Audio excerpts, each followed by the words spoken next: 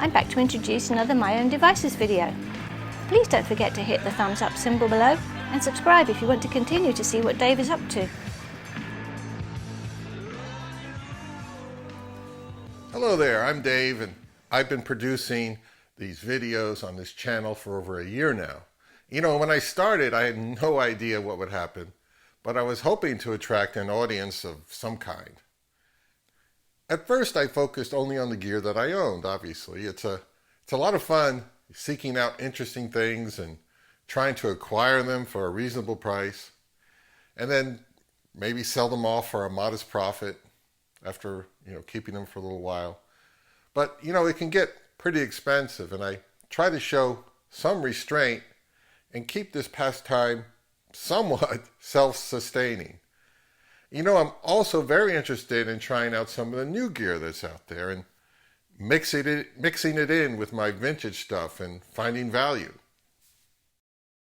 So in an attempt to alleviate this issue, over the last couple months, I've directly contacted some manufacturers and distributors to see if they're interested in lending me their products to try out and evaluate. Happily, a few gave me the thumbs up, and I've received some very interesting items. Now I have a new dilemma: too much gear and not enough time. So I present here a video that was made possible by the Antal Audio Group and Triangle Audio, who lent me these speakers to evaluate. In case you didn't know, I'm a compact bookshelf or stand mount speaker aficionado. Sure, I own a few very good large floor standing models, but there's just something special about a really well-designed, high-quality compact speaker. And they have aspects of them that you just don't find in larger models. Besides being much easier to move around and position, they can reproduce surprisingly large sound stages with extraordinary imaging capabilities. Their more compact dimensions and smaller front baffles can help them to sonically vanish as the music appears to be emanating from locations that are taller and wider than the physical boundaries of the speakers. I like a small speaker that sounds big. A good stand mount can fill a good-sized room pretty adequately. Obviously, it goes without saying, in a very large listening area, bigger speakers are required. However, from my experience, a very high percentage of listening rooms aren't all that big, really. This is my primary, modestly proportioned listening room, and I do spend a lot of time in here at my desk with this sort of near-field setup. And I was sent these Triangle Borea BR03s a few weeks ago, and I've been listening to them daily as part of my current office desk system. They took the place of my lovely vintage Celestion SL6Ss that were featured in a previous video, and I'm very happy to announce that Susan, the speaker lady, was able to properly mend the other blown woofer, and now they sound as fine as before. I have to say, I was impressed with how the Triangles sounded right away in here. I have positioned them about 6 feet apart on either side of my desk and about 10 inches from the wall, and they're towed in to aim just outside my shoulders. The spacer on my desk is rather constricted, so I'm limited by how much I can play around with the speaker position, and the Triangles sounded great without a lot of fussing about. In this desk setup, I'm currently streaming Amazon HD and a collection of my ripped CDs from a hard drive.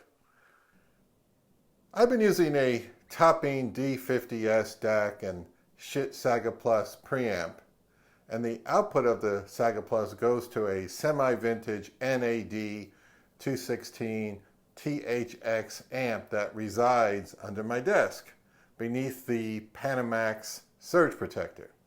Both the topping DAC and the Shit preamp are pretty neutral sounding to me, and the NAD has plenty of power to drive just about anything within reason. And it's not that the Triangles require a lot of power, as they are pretty sensitive for a bookshelf type speaker. Let's give the Triangle Borea BR03s a bit of a more detailed physical exploration. The two-way bass reflex design incorporates a 6-inch cellulose paper woofer cone and a 1-inch silk dome tweeter. To me, these look like they were designed to be used with the grills off. I think they're pretty attractive with the white woofers and the black and silver chrome-like trim, the gray front baffle, the triangle label printed along the bottom, and the magnetic grills look nice, but I think they look better with them off. The tweeters are interesting. They're set back a little inside these kind of horn/wave guides. And the little silver things here are there to protect the little silk dome and to aid in sound dispersion. And one of Triangle's things is to have tweeters with horns around them in the past. I find the white woofers with black face plugs to be very striking and attractive. And as I said, the woofers are made from paper cellulose. Just that, no doped paper or paper infused with chemicals or graphite or something. And when I say paper, it's not the same kind of paper that you get with a photocopier paper or kitchen towels or paper plate. I decided I'm going to move them out of here and put them in a larger room and set them up in a more typical listening position for some further listening sessions. So here we are in the larger room where I have this set up. I won't be playing records on the turntable, just CDs this time. I decided to use this California Audio Labs Icon Mark II CD player as the source, and I brought in the Topping D50S DAC and the Schiit Saga Plus for this evaluation. The amplifier is this classic Adcom GFA 555 that delivers 200 watts per channel into 8 ohms. I used a selection of tracks from my mostly 1980s and 1990s CD collection. The Triangle Borea BR03s are a compact stand-mount speaker. These have dual front ports and only a single set of binding posts around the back, which I appreciate.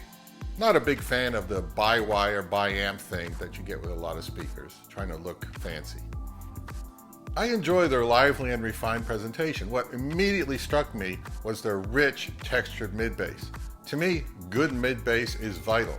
I enjoy following the bass guitar on recordings, and a well-defined mid-bass is important to do that.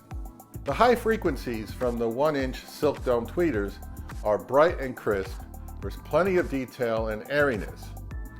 These speakers have mid-range spades. Male and female vocals just flow effortlessly from them. On deeper male vocals like John Hiatt and Chris Rea, their voices are rendered with vivid texture and grit. I give kudos to Triangle for using a paper bass mid-range driver on these. It's funny how speaker manufacturers are always coming up with new materials for speaker drivers, like different types of plastics, metals, woven fibers. But good old-fashioned paper can still hold its own, even today. Let's keep this real simple now. I genuinely like these speakers. They do many things very well, and I've been listening to them on a daily basis and really enjoy their overall presentation of music. They're very likable speakers. Highs and mids sound fantastic. I found that they image well and have an impressive deep front-to-back soundstage. They do play down pretty low, especially considering their size.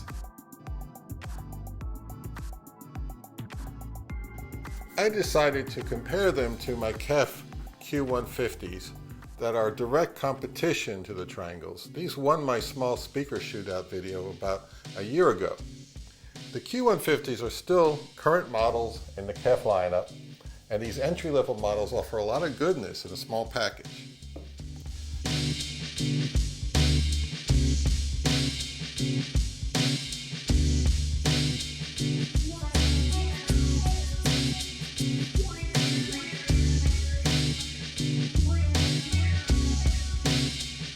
For this evaluation, my impressions are that they do deliver a deep, impactful, punchy bass.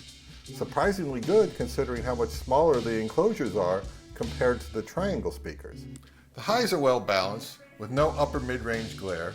They have a very nice sound stage, and they kind of disappear effectively and fill the room with sound. Now, the soundstage from front to back is not as good as the Triangles. More two-dimensional in that regard. Mid-range tones on the KEFs are very good, but not as natural sounding as the Triangles with their paper cones. The aluminum drivers may come up a bit short in that area. There's something that I didn't mention earlier, and it's that the Triangles can play much louder than the KEFs and very comfortably. And they don't exhibit audible signs of stress. And while playing a track at high volume with very deep bass notes, like for example, Angel by Massive Attack, they could venture where the KEFs could not dream to tread without breaking up. I found a lot to like about them. The high frequencies they produce is clear and detailed, and what they do with mid-range is absolutely sublime. The only criticism I have is that while the bass extension is more than adequate, I wish they had a bit more oomph and punch in that department.